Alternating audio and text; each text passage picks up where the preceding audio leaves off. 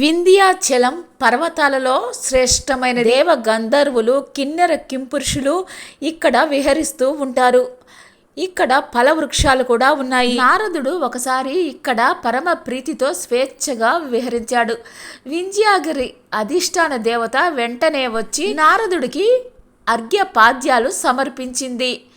నారదముని ప్రసన్నుడై కూర్చున్నాడు. నారదుడు ఈ విధంగా చెప్పాడు, నేను మేరుగిరి నుంచి వస్తున్నాను.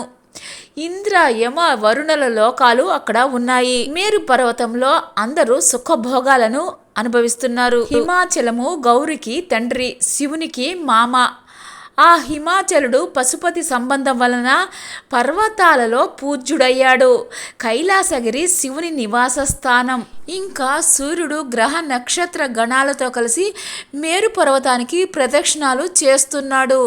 ఈ నేలపై గల పర్వతాలు అన్నింటిలోనూ తనను మించిన పర్వతం లేదని మేరు పర్వతం తలుస్తుంది. ఈ ప్రకారంగా నారదుడు వింధ్యగిరితోటి చెప్పి వెళ్ళిపోయాడు. వింధ్యగిరి తీవ్ర విచారంలో మునిగిపోయింది.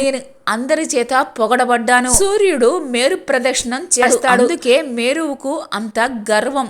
నేను ఇప్పుడు నా శిఖరాలతోటి పెరిగి సూర్య గమనానికి అడ్డుగా నిలుస్తాను. అప్పుడు సూర్యుడు ముందుకి సాగలేడు, మేరు పర్వతానికి ప్రదక్షిణ చేయలేడు.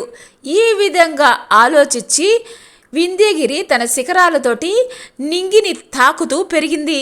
సూర్యుడు ఉదయించగానే చీకట్లు తొలగిపోయాయి. లోకాలు తమ తమ పనులలో నిమగ్నం అయ్యాయి. సూర్యుడు తూర్పు ఆగ్నేయాల దక్షిణ దిక్కుకు వచ్చాడు. అనూరుడు సూర్యుడితోటి ఈ విధంగా చెప్పాడు, గర్వంతో వింధ్యగిరి పైపైకి పెరిగింది, మనము ముందుకు సాగలేము అని చెప్పాడు. సూర్యుని మార్గానికే అడ్డంకి ఏర్పడింది. దీని వలన జగత్తుకే నష్టం సంభవించింది. తూర్పున ఉత్తరంలో ఉన్న ప్రజలు తీవ్రమైన తాపానికి గురయ్యారు.